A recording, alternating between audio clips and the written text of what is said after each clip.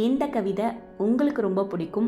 முக்கியமாக பெண் பிள்ளைகளுக்கு ரொம்ப பிடிக்கும். ஏன்னா பெண் பிள்ளைகளுக்கு அப்பாவை பிடிக்காமல் இருக்கவே இருக்காது. அதனால் எல்லா பெண் பிள்ளைகளுக்கும் இந்த கவிதை பிடிக்கும். இப்போ எங்கே தேடினாலும் இந்த கவிதை கிடைக்காது. இது ஒரு பீரியடில் எங்களுக்கு கிடைச்சது. அதுதான் நான் இன்றைக்கி உங்ககிட்ட படித்து காமிக்கணும்னு நினைக்கிறேன். ஹாய், ஹலோ, வணக்கம், நமஸ்தே, நமஸ்கார். தாய் தந்தை இல்லை என்றால் நாம் இன்று இருக்க முடியாது. சமூக வலைத்தளங்களுக்கு சென்றபோது ஒரு தகவல் தென்பட்டது. அப்பாவை நேசிப்பவர்களுக்கானது. கண்ணீர் இல்லாமல் சற்று கேட்கவும். ஆணழகன் அப்பாவிற்கு அழத் தெரியாது. குடும்பத்திற்காக மாடாய் உழைத்த போதும், பிள்ளைகளின் பசியாற்ற ஓடாய் தேய்ந்த போதும், என்னதா வாழ்க்கை இது என ஒரு நாளும் அழுதிருக்க மாட்டார். மனைவியை நெஞ்சில் சுமந்து, பிள்ளைகளை தோளில் சுமந்து, குடும்ப பொறுப்புகளை தலையில் சுமந்து, போக வழி தெரியாமல் விழிப்பிடுங்கி நின்ற போதும், தான் கலங்கினால் குடும்பம் உடைந்துவிடும் என கல்லாய் நின்றவர். நாம் அவரை கல் எனவே நினைத்து விட்டோம். அம்மாவிடம் ஒட்டிக்கொள்வோம், அப்பாவிடம் வெட்டி நிற்போம். முகம் கொடுத்து பேசிய வார்த்தைகள் சொற்பம் என்போம். ஆனால் தோல்வியில் துவளும் போது பிடித்து கொள்ள அப்பாவின் கைகளைத்தான் முதலில் தேடுவோம்.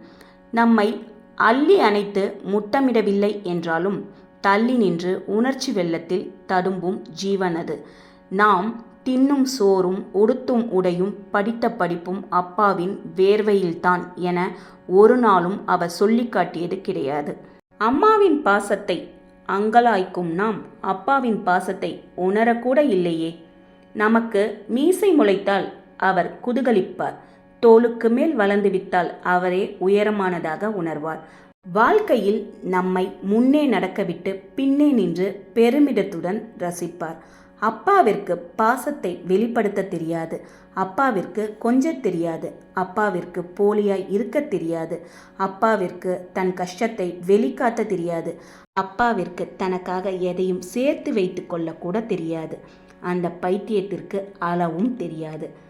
கெடா மார்பில் பாய்ந்த போதும், ஒருவேளை சோற்றுக்காக மருமகளுக்கு வேலைக்காரனாய் மாறிய போதும், முதியோர் இல்லத்தில் தூக்கி வீசப்பட்ட போதும் அவர் அழுதவர் கிடையாது.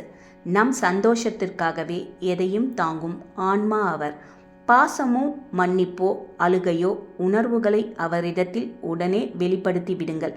ஒருவேளை உங்கள் நண்பரின் அப்பா மரணமோ, உங்கள் அப்பா வயதுடைய யாரோ ஒருவரின் மரணமோ உங்களை புரட்டி போட்டு அவர் பாசம் புரிந்து அப்பாவை தேடி ஓடி வரும்போது வீட்டில் அப்பா சிரித்து கொண்டிருக்கலாம் புகைப்படத்தில். பாவம், அவருக்கு தான் அழத் தெரியாதே. நிச்சயம் இந்த தகவலை கேட்கும்போது என் கண்கள் கலங்கியது. வாழ்க்கை என்பது ஒரு முறை. நிச்சயம் தந்தையை நேசியுங்கள்.